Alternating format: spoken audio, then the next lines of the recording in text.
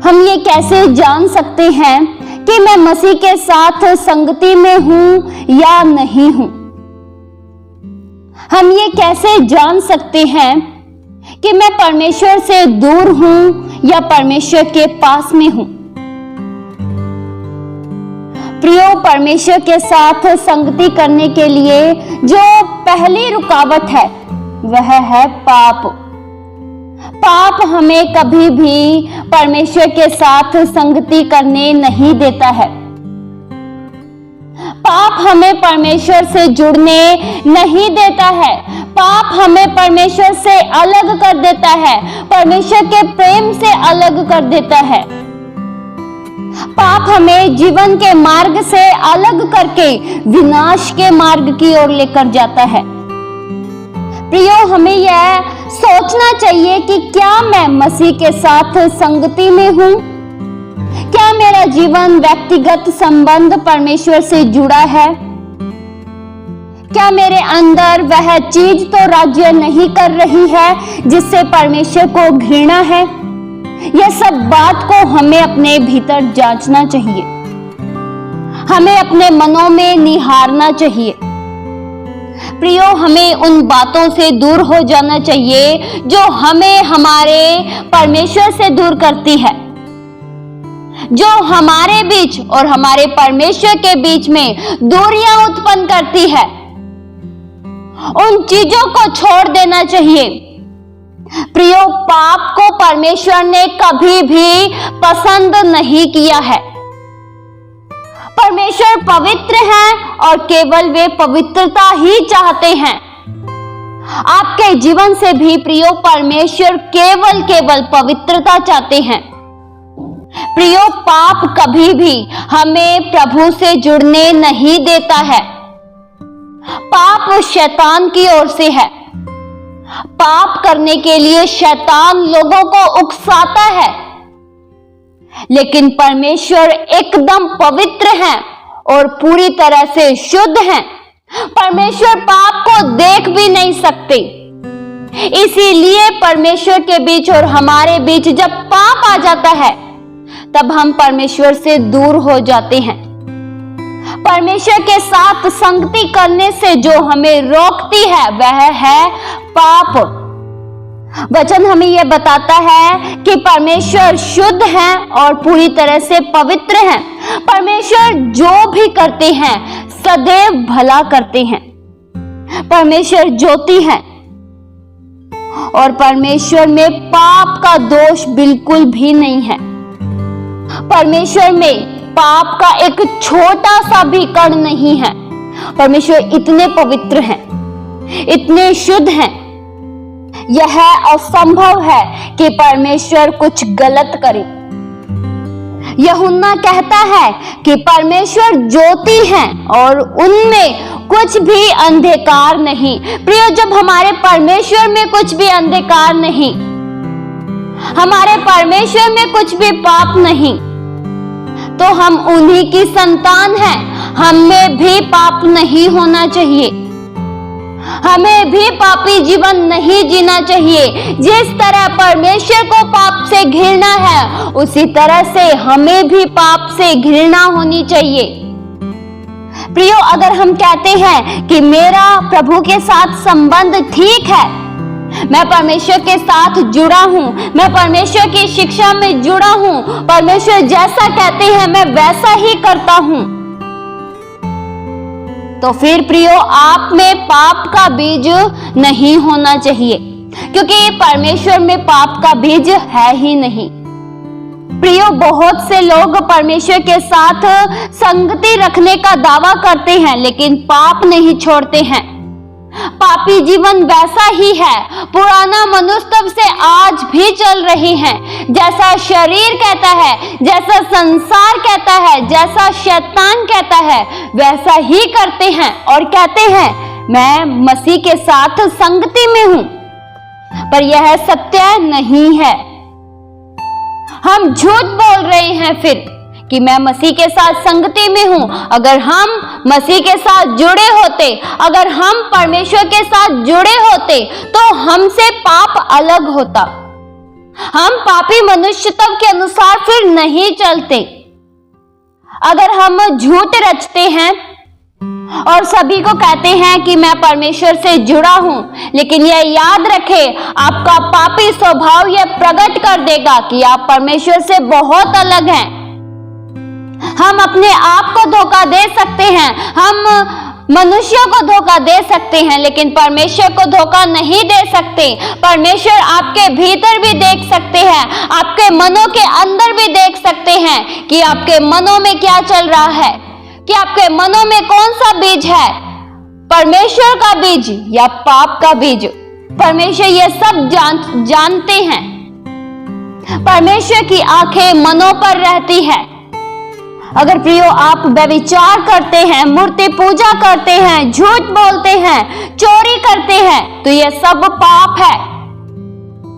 यह सब पवित्र आत्मा की ओर से नहीं है, लेकिन पवित्र आत्मा के विपरीत है। यह सब शरीर के काम है। पर अगर हम परमेश्वर से प्रेम करते हैं तो हम पाप से मुंह फेर लेते हैं और एक पवित्र जीवन जीते हैं। अगर हम पाप के अनुसार, शरीर के कामों के अनुसार नहीं चलते हैं तो हमारा रिश्ता प्रभु के साथ सही ढंग से कायम है। प्रियो, हम में से हर एक जन प्रभु से जन्मा है। हम सभी ने नया जन्म पाया है क्योंकि हमने प्रभु यीशु मसीह पर विश्वास किया, प्रभु यीशु मसीह को उद्धारकर्ता के रूप में ग्रहण किया, मुक्तिदाता के रूप में स्वीकार किया, तो हमने नया जन्म पाया और हम परमेश्वर की संतान हो गए।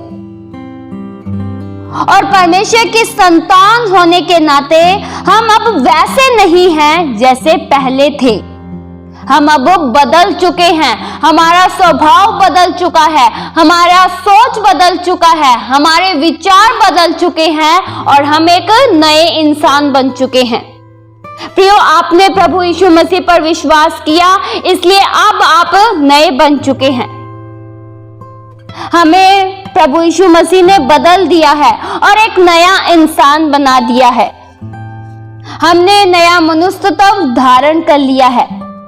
और अगर हमने नया मनुष्यत्व धारण किया है, नया जन्म पाया है, तो उसमें हम पाप नहीं कर सकते।